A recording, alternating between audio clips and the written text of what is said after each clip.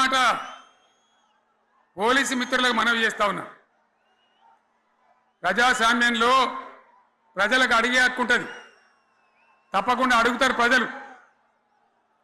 ఈ అడిగే హక్కును సోషల్ మీడియాలో బీఆర్ఎస్కు సోషల్ మీడియా వారియర్స్ ఉన్నారు, వాళ్ళు బ్రహ్మాండంగా పనిచేస్తున్నారు, ఖచ్చితంగా అడుగుతున్నారు ప్రజల తరఫున. ఇంత అన్యాయం జరుగుతుంటే చూడలేక సోషల్ మీడియాలో పనిచేసే తెలంగాణ బిడ్డలు ఇది ఏమన్యాయమే ఎట్లా అని చెప్పి ప్రభుత్వాన్ని ప్రశ్నిస్తూ ఉన్నారు, ప్రజలకు మద్దతుగా నిలబడతా ఉన్నారు. వాళ్ళ మీద కేసులు, వాళ్ళని పట్టుకపోవడు. పోలీస్ సోదరులను నేను అడుగుతా ఉన్నా, మీరెందుకు దునుకులాడుతుండ్రే? మీకేమక్కడ వచ్చింది? మీకొక్కటి చెప్తున్నా నేను, గ్యారంటీగా పోలీసు మిత్రులారా, ఇవాళ పోయి రాత్రి మీ డైరీలలో రాసుకోండి, మీ డైరీలలో రాసి పెట్టుకోండి.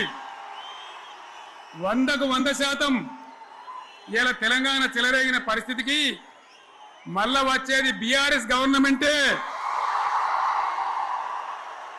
అది ఎవరు కూడా ఆపలేడు, అది ఎవరి తరం కాదు, ఎవరి వశం కాదు. మీకు తెలియదా? మీరు పోలీసు ఉద్యోగాలు చేస్తున్నారు, మీరు చదువుకోలేదా? మీకు కూడా విజ్ఞానం ఉంది కదా? వీళ్ళు దొంగ వాగ్దానాలు చేయలేదా? ప్రజలను మోసం చేయలేదా? ప్రజాస్వామ్యంలో ప్రజలకు అడిగే హక్కు లేదా?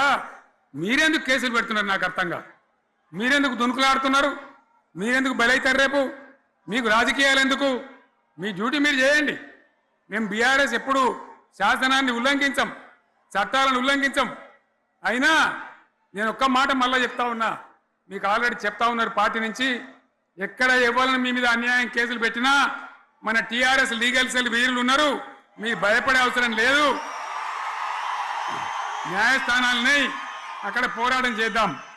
మీకు అండగా కేసీఆర్ ఉంటాడు, బీఆర్ఎస్ ఉంటుంది, అందరం ఉంటాం. ఇక ఈడికెళ్ళి నేను కూడా ఊకోను, నేను బయలుదేరుతా. యాందాకైనా మంచిదే. ఎవరెవరి సంగతి ఏందో, ఎవరైనా లెక్కేందో అన్ని కూడా లెక్కలు తీద్దామని మనవి చేస్తా ఉన్నా. ఈ రకంగా మనం ముందుకు పోవాలి.